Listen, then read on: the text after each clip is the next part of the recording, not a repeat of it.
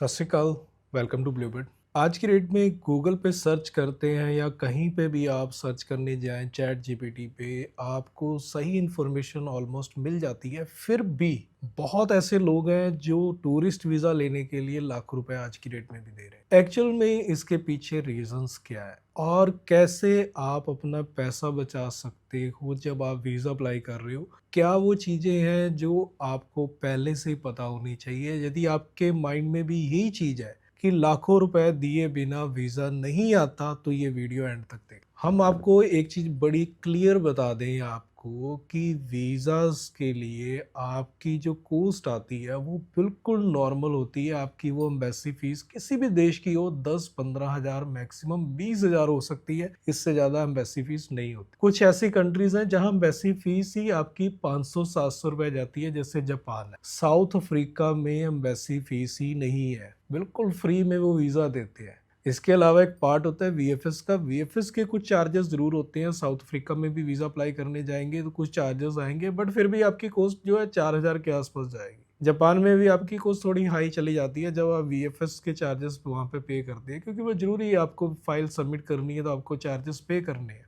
But फिर भी वो वीज़ा लाखों में नहीं होता है, और ये चीज़ बड़े टाइम से एक मिथ बन गया। लोगों को यही लगता है कि यदि हमने कंसल्टेंट को या एजेंट को पैसे यदि लाखों में नहीं दिए तो वीज़ा नहीं आने वाला, वीज़ा नहीं मिलेगा। आप यकीन नहीं करेंगे, साउथ अफ्रीका के वीज़ा के लिए भी लोग लाखों रुपए दे देते हैं, जस्ट इसलिए कि वो उनको ये कहते हैं कि हमारी एम्बेसी में सेटिंग है, या फिर हम आपकी फ़ाइल इस तरीके से करके आपको देंगे कि आपको 100% वीज़ा मिलेगा ही मिलेगा। और वो इसी चीज़ पे आफ्टर वीज़ा 1 लाख, 2 लाख, 3 लाख रुपए चार्ज कर लेते हैं। और ऐसा नहीं कि वो स्टार्टिंग में एडवांस में आपसे कोई चार्ज नहीं करेंगे, स्टार्टिंग में भी आपसे चार्ज लेंगे। वीएफएस एम्बेसी फ़ीस भी आप पे करोगे, उनके सर्विस चार्ज भी आप 15-20 हज़ार पहले पे कर दोगे, बट आपका वही वीज़ा आपको हज़ारों में मिलने वाला होता है। तो ऐसा क्यों करते हैं लोग कि फिर भी लाखों रुपए पे कर देते हैं? इसके पीछे एक सबसे बड़ा रीज़न कि इस चीज़ की इंफॉर्मेशन ना होना कि डॉक्यूमेंट क्या लगने। जब आपको ये नहीं पता कि डॉक्यूमेंट रिक्वायरमेंट क्या है उस कंट्री के अंदर, फिर आपसे जो पैसा मांगा जाएगा आप वही दे दोगे। आपको लगेगा पता नहीं ये जो प्रोसेस है ये कोई रॉकेट साइंस है जो आपको समझ नहीं आने वाली, जो कि आपके लिए बड़ी मुश्किल है वीज़ा निकालना। और आपको लगेगा कि यदि कोई आपसे 10-15-20 हज़ार रुपये सर्विस चार्ज मांग रहा है तो वो वीज़ा नहीं निकाल सकते। इसी चक्कर में लोग उन लोगों के पास जाते हैं जो लाखों रुपए मांग रहे होते हैं। सेकंड रीज़न ये है कि मैक्सिमम लोगों को ये लगता है कि जहाँ पर पैसे ज़्यादा पे किए जा रहे हैं वहीं पे वीज़ा निकल रहा है। यदि पैसा ज़्यादा नहीं पे किया जाएगा तो वीज़ा भी नहीं आएगा। तो ये भी मिथ एक बना हुआ है। हमने खुद ये फ़ील किया है कि जब हमारे ऑफ़िस के अंदर कोई आता है और कई बार हम अपने सर्विस चार्ज उसको बताते हैं, तो वो उस टाइम यही चीज़ बोलता है कि इतने कम सर्विस चार्ज में तो वीज़ा ही नहीं आ सकता। तो मतलब आप वीज़ा नहीं करवा सकते। बट आप हमारा इंस्टाग्राम पेज देखो, कंटिन्यू आपको वीज़ा मिलते हैं। इवन कि यूके की प्री एक्शन प्रोटोकॉल, यानी यूके का चैलेंज करके वीज़ा हम निकाल रहे हैं। एम्बेसी रिफ्यूज़ कर रही है, हम एम्बेसी को चैलेंज कर रहे हैं और फिर वीज़ा ले रहे हैं, और उसके सर्विस चार्ज भी नॉर्मल ही है।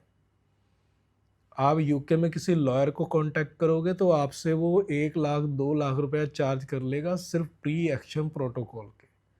बट हम एक नॉर्मल सर्विस चार्ज पे आपकी एप्लीकेशन करते हैं प्री एक्शन प्रोटोकॉल, और उसमें वीज़ाज आते हैं।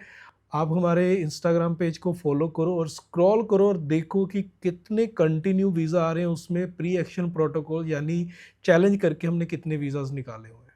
सेम चीज़ आप शेंजन में देख लो, शेंजन के वीज़ाज कंटिन्यू आ रहे हैं, साउथ अफ्रीका के आ रहे होते हैं, और बाकी अदर कंट्रीज़ यानी जापान, ऑस्ट्रेलिया, कनाडा, इन कंट्रीज़ के भी वीज़ाज आ रहे हैं, न्यूजीलैंड के वीज़ा भी आ रहे हैं। मैं ये कहता हूँ कि कोई भी ऐसा वीज़ा नहीं मिलेगा जिसने हमें सर्विस चार्ज 50,000 भी दिए हो, इससे भी कम सर्विस चार्ज पे करते हैं। कोई ऐसा वीज़ा भी नहीं मिलेगा जिसने हमें 30,000 सर्विस चार्ज भी पे किए हो। तो मतलब आप सोचो कि जो इसकी कॉस्ट आती है वो बहुत कम आती है। तो नॉर्मल है कि आप किसी की सर्विस ले रहे हो, तो आपको जो है सर्विस चार्ज नॉर्मल पे करने पड़ेंगे, क्योंकि सर्विस चार्ज के बिना तो कोई भी काम नहीं करेगा, ये तो एक नॉर्मल सी चीज़ है। लेकिन वो एक जेन्युइन पार्ट में होनी चाहिए, ऐसा नहीं कि उसके लिए लाख, 2 लाख, 3 लाख रुपए कोई माँग रहा है, तो वो एक जेन्युइन, मैं उसको जेन्युइन नहीं समझता। लेकिन यदि कोई 20-25 हज़ार सर्विस चार्ज माँग रहा है, तो वो फिर भी जस्टिफाइबल है, कि मैं उसको कहूँगा कि वो फिर भी ठीक है। मतलब वो बहुत ज़्यादा नहीं है, नॉर्मल है। वो आप पे डिपेंड करता है कि आप कितने सर्विस चार्ज आपको ओके लगते हैं। तो इसलिए आप यदि ये सोच के बैठे हुए हो कि आपका वीज़ा तभी आना है जब आप सर्विस चार्ज जो है लाख, 2 लाख, 5 लाख, 10 लाख रुपया पे करोगे। यदि आप सर्विस चार्ज 15,000, 20,000, 25,000 पे करने जा रहे हो किसी को, तो वीज़ा नहीं आने वाला। वीज़ा फिर भी आना है, वीज़ा आपके डॉक्यूमेंट पे मिलना है, और वीज़ाज़ मिलते हैं। आप ये मत सोचो कि आपके पास डॉक्यूमेंट हैं तब भी आपको वीज़ा नहीं मिलेगा, जब तक आप हाई सर्विस चार्ज पे नहीं करोगे, हाई अमाउंट पे नहीं करोगे। तो इसलिए अपना पैसा बचाओ, इन चक्कर में पैसा बर्बाद मत करो। एम्बेसी में किसी की सेटिंग नहीं होती, किसी के हाथ में इतना जादू नहीं है कि वो हर किसी को वीज़ा लेके दे सके। मैं भी हर किसी को वीज़ा लेके नहीं दे सकता।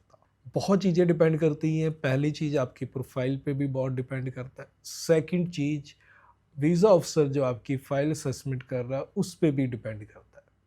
इसलिए हम भी 100% गारंटी नहीं दे सकते। कोई भी आपको इंडिया के अंदर गारंटी नहीं दे सकता कि Australia, Schengen, Canada, US, UK, New Zealand, Japan या साउथ कोरिया का वीज़ा 100% लेके देगा।